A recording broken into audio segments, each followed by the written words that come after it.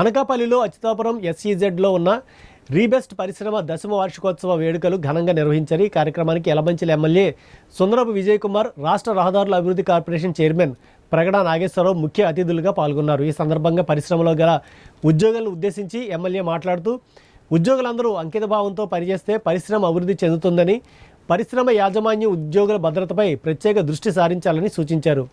ఈ సందర్భంగా పరిశ్రమలో మంచి ప్రతిభ కనబరిచిన ఉద్యోగులను గుర్తించి వారికి ఎమ్మెల్యే చేతుల మీదుగా పారితోషికాలు అందజేశారు.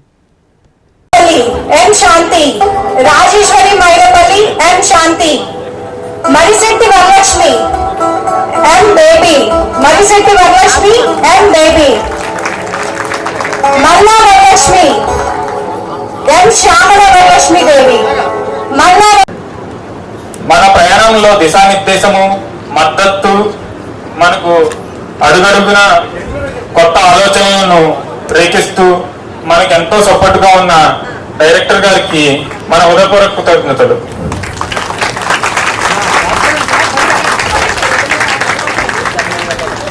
ఈ 10వ వార్షికోత్సవ సందర్భంగా మనము రాష్ట్ర ప్రభుత్వము, కేంద్ర ప్రభుత్వం గురించి ఒక మాట చెప్పుకోవాలి. రాష్ట్ర కేంద్ర ప్రభుత్వాల సహకారంతో మన వ్యాపారము దినదిన అభివృద్ధి చెందింది. గవర్నమెంట్ పాలసీలు కానీ, వాళ్ళ యొక్క విధి విధానాలు కానీ మనకు కంపెనీ ముందుకు వెళ్ళడానికి చాలా ఉపయోగపడినవి, దోహదపడినవి. రాబోయే రోజుల్లో కూడా పరస్పరం ఇదే సహకారం. బోనస్ ఇవ్వడంలో కూడా చదివినాం.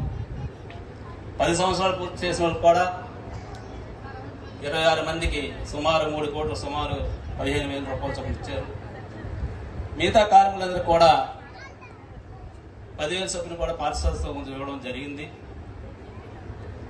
అదేవిధంగా ఈ ప్రాంతంలో మెరిట్ విద్యార్థులు కూడా స్కాలర్షిప్లు ఇవ్వడం అనేది కూడా చాలా సంతోషకరమైన విషయం. అదేవిధంగా గ్రామాల్లో కానీ, స్కూల్స్లో కూడా కొన్ని స్వచ్ఛందంగా కార్యక్రమాలు చేపట్టడం కూడా చాలా చాలా ఆనందం. నేనైతే ఒకటే కోరుకుంటున్నాను, ఈ ప్రాంతంలో ఎక్కువగా మంచినీటి సమస్యతో, ఆ మంచినీటి వల్ల కలుషితయ్యి వ్యాధులు ఎక్కువయ్యి ఎక్కువ కిడ్నీ సమస్యలు ఈ ప్రాంతంలో ఉన్నాయి. యాజమాన్యాన్ని నేను ఒకటే కోరుకుంటున్నాను, ఎక్కువ మినరల్ వాటర్కి అవకాశాలు ఇచ్చి ఈ ప్రాంతంలో పేద ప్రజలకు కానీ, సామాన్యులకి మినరల్ వాటర్ కొనుక్కోలేరు కాబట్టి